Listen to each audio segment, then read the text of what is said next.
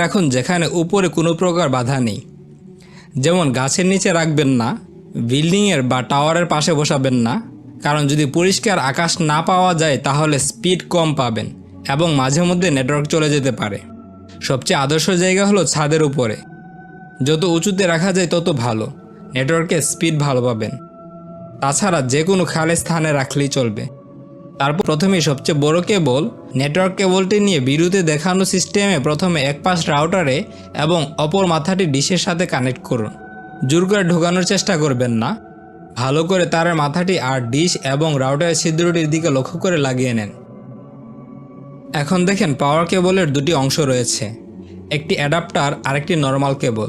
আগে এই দুইটাকে কানেক্ট করে নেন, তারপর পাওয়ার কেবলটির এক পাশ রাউটারে এবং অপর পাশ বিদ্যুতের সকেটে কানেক্ট করুন। এতটুকুই, কানেকশন হয়ে গেল। এবার প্যাকেজের সাথে আসা ম্যানুয়ালের কিউআর কোডটি স্ক্যান করুন। সঙ্গে সঙ্গে প্লে স্টোরে ঢুকে স্টারলিংকের অ্যাপটি ওপেন হবে। এখান থেকে স্টারলিংকের অ্যাপটি ইনস্টল করুন।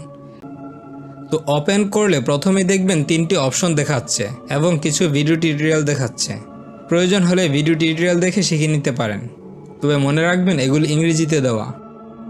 আবার নিচে থাকা অর্ডার নাও বাটনে ক্লিক করে অ্যাকাউন্ট খুলে প্রয়োজন মতো স্টারলিংক কিট অর্ডার করতে পারবেন। তবে এখন দেখেন এখানে অবস্ট্রাকশন বা ডিশের উপরে কোনো বাধা আছে কিনা তা চেক করার জন্য অপশন দেখাচ্ছে। এই জায়গায় ক্লিক করে আপনার ডিশ বা অ্যান্টেনাকে সঠিকভাবে সেট আপ করতে পারবেন। দেখেন প্রথমে আমাকে আকাশের দিকে মোবাইল পয়েন্ট করতে বলবে, পরবর্তীতে এরো দেখে ক্যামেরাকে ঘোরান। সকল পয়েন্ট কালেক্ট হয়ে গেলে তথ্য বিশ্লেষণ করে কোথায় কোথায় বাধা রয়েছে তা শো করবে। অবস্ট্রাকশন পরেও চেক করা যাবে। এখন স্টারলিংক সেট আপ করার জন্য প্রথমে সেট আপ অপশনে ক্লিক করুন। তারপর আপনি যে ধরনের কিট অর্ডার করেছেন তা সিলেক্ট করুন। কনফার্মে ক্লিক করুন। এখান থেকে অবস্ট্রাকশন চেক করব না, তাই আই হ্যাভ এ ক্লিয়ার ভিউতে ক্লিক করুন।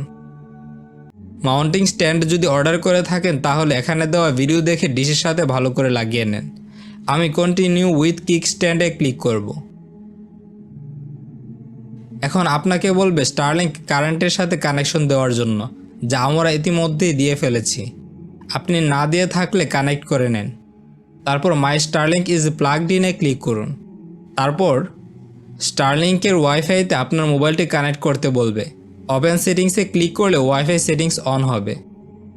সেখানে স্টারলিংক নামে আপনার স্টারলিংকের ওয়াইফাইটি দেখতে পাবেন। ট্যাপ করে কানেক্ট করে নেন।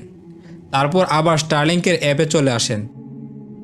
এরর হলে কয়েকবার ট্রাই করুন, আর সব কিছু ঠিক থাকলে স্টারলিংক পেয়ার্ড সাকসেসফুলি দেখাবে। এবার কন্টিনিউতে ক্লিক করুন।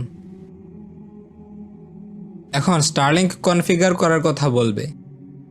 কনফিগার অপশনে ক্লিক করে আপনার স্টারলিংকের ওয়াইফাইয়ের নাম এবং পাসওয়ার্ড সেট আপ করুন। মনে রাখবেন এই ওয়াইফাইয়ের পাসওয়ার্ড দিয়ে যে কেউ আপনার স্টারলিংকের ওয়াইফাইয়ে কানেক্ট হতে পারবে। সাবমিট বাটনে ক্লিক করলে এই নতুন পাসওয়ার্ড দিয়ে আবার আপনাকে কানেক্ট করতে বলবে। এখন ওয়াইফাই অপশনে আপনার দেওয়া নাম দেখাবে, সেটাতে ক্লিক করে কিছুক্ষণ আগে দেওয়া ওয়াইফাই পাসওয়ার্ড দিয়ে আবার কানেক্ট করে নেন। সবচেয়ে ভালো হবে যদি কম্পিউটার বা ইন্টারনেট ভালো পারে এমন ব্যক্তি দ্বারা সেট আপ ও অর্ডার করান। এখন স্টারলিংকের প্যাকেজ অ্যাক্টিভ করার জন্য বলবে। এখন আপনি অ্যাক্টিভেট স্টারলিংকে ক্লিক করে অর্ডার দেওয়ার সময় যে অ্যাকাউন্ট খুলেছেন সেটার ইমেল আইডি ও পাসওয়ার্ড দিয়ে লগ ইন করুন। তারপর নিচ থেকে আপনার কান্ট্রি সিলেক্ট করার পর স্টারলিংকের প্যাকেজগুলি প্রাইস সহ শো করবে। আপনার পছন্দের সাবস্ক্রিপশন সিলেক্ট করে চেক আউট অপশনে ক্লিক করুন।